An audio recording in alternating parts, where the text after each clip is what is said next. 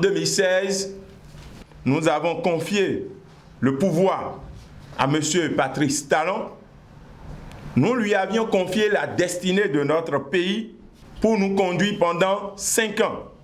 Et aujourd'hui, après 4 ans de gestion, il y a quand même lieu qu'on fasse le bilan. Le tableau est sombre et le bilan est négatif. Nous avons vécu 4 ans de destruction de l'état de droit, 4 ans de confiscation des libertés individuelles et collectives, 4 ans de dictature et de terreur, 4 ans de destruction des partis d'opposition, 4 ans de tuerie et d'emprisonnement, 4 ans de mensonges au sommet de l'État, 4 ans de siphonnage des caisses de l'État, 4 ans de misère. Le peuple souffre.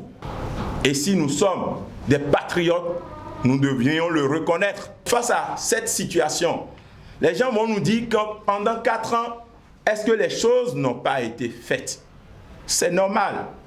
D'ailleurs, nous ne sommes pas des comédiens pour applaudir un chef d'État qui pose des actes de développement. Un chef d'État est élu pour ça. Il y a lieu qu'on fasse plutôt le débat sur notre degré de satisfaction.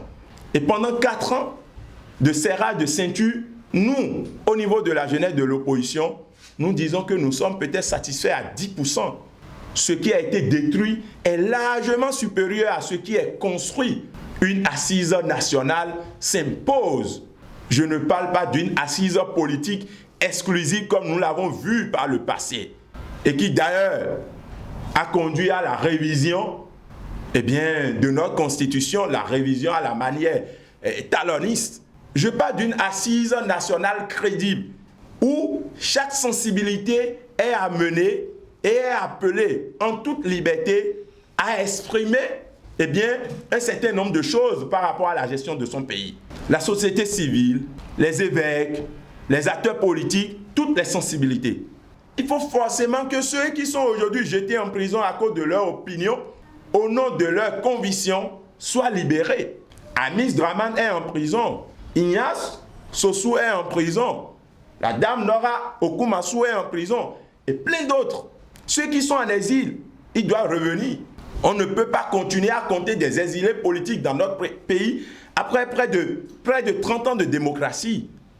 Le président de la République a encore 1 an pour sauver son mandat.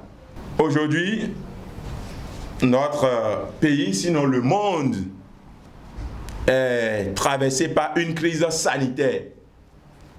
Il s'agit de la gestion du Covid-19, du coronavirus.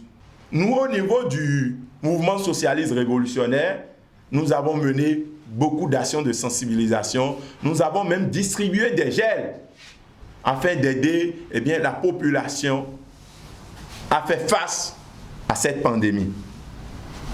Et nous passons également par ce canal pour inviter le peuple béninois au respect strict des mesures préventives du Covid-19. C'est la seule chose, c'est la discipline qui peut nous sauver dans cette situation. Et le gouvernement, qu'on le veuille ou pas, a mis en place un certain nombre de mesures. Il faut que chacun de nous, chaque Béninois, quelle que soit notre obédience, quelle que soit notre sensibilité ou connotation politique, il faut que nous puissions respecter ces mesures. Et même dans le respect de ces mesures, le gouvernement doit assister cette population, ce peuple qui doit à la fois faire face à la pauvreté et en même temps au coronavirus. Et quand je parle d'assistance, je donne un exemple terre à terre. Le cordon sanitaire qui est installé, des bars ont fermé, des marchés, des restaurants sont fermés. Et tous ceux-là aujourd'hui se retrouvent systématiquement au chômage et sans boulot.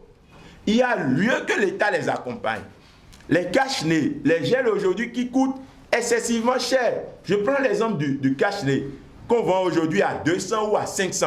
Si c'est à 200, ça fait 1600 par jour et ça fait 48 000 par mois.